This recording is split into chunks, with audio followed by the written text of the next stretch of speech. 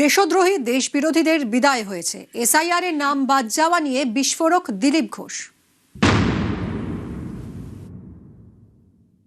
কারো ফেরার চান্স নাই, আর যারা যাওয়ার জন্য তৈরি তাদের অন্তিম বিদায় ঘন্টা বাজছে। দিনকে দিন টাইট হচ্ছে। যত জল ছিল নিংড়ে দিয়েছে নির্বাচন কমিশন। 90 লাখ গেছে, আরো 10, 12, 15 লাখ যাবে। এই যে দেশদ্রোহী দেশবিরোধীদের বিদায় হয়েছে, এর জন্য ভারতবর্ষে সারা দেশে যে পরিবর্তনের ঢেউ, উন্নয়নের ঢেউ, সেটা এবারে পশ্চিমবাংলায় লাগবে।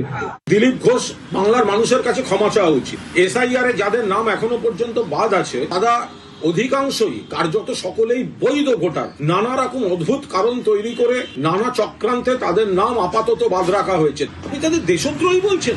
দেশদ্রোহী তো আপনার দল বিজেপি। এত নাম বাদ দিয়েছে ইলেকশন কমিশন বিজেপির নির্দেশে, তারা দেশদ্রোহী।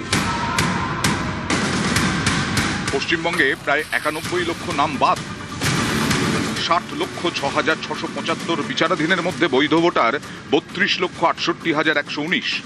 নাম বাদ 27,16,393, অর্থাৎ প্রায় 45.22% নাম বাদ গেছে।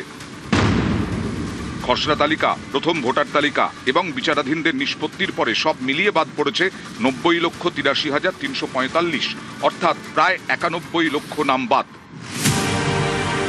বৃহস্পতিবার খড়গপুর শহরের তালবাগিচায় প্রচারে যান, সেখানেই বিস্ফোরক দিলীপ ঘোষ। কারো ফেরার চান্স নাই, আর যারা যাওয়ার জন্য তৈরি তাদের অন্তিম বিদায় ঘন্টা বাজছে। দিনকে দিন টাইট হচ্ছে। যত জল ছিল নিংড়ে দিয়েছে নির্বাচন কমিশন। 90 লাখ গেছে, আরো 10, 12, 15 লাখ যাবে।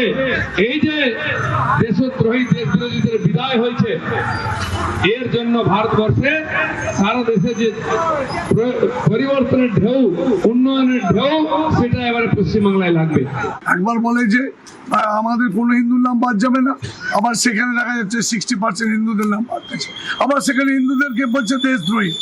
এই বিজেপি পার্টিকে কেউ বিশ্বাস করবে? এই দিলীপ ঘোষকে কেউ খড়গপুরে বিশ্বাস করবে? তারা বড় বড় কথা বলে এসেছিল, হিন্দুরা কি রোহিঙ্গা, তারা কি দেশদ্রোহী, তাদের কি নাম বাদ দেওয়া উচিত ছিল? আর আপনারা নিজেদের বড় বড় কথা বলেন হিন্দু পার্টি হিসাবে, আর আপনারা হিন্দুদেরই নাম বাদ দিচ্ছেন। দরকার ওনাকে গ্রেপ্তার করতে হবে, এভাবে ইনি বলতে পারেন না। নিউজ 18 বাংলা।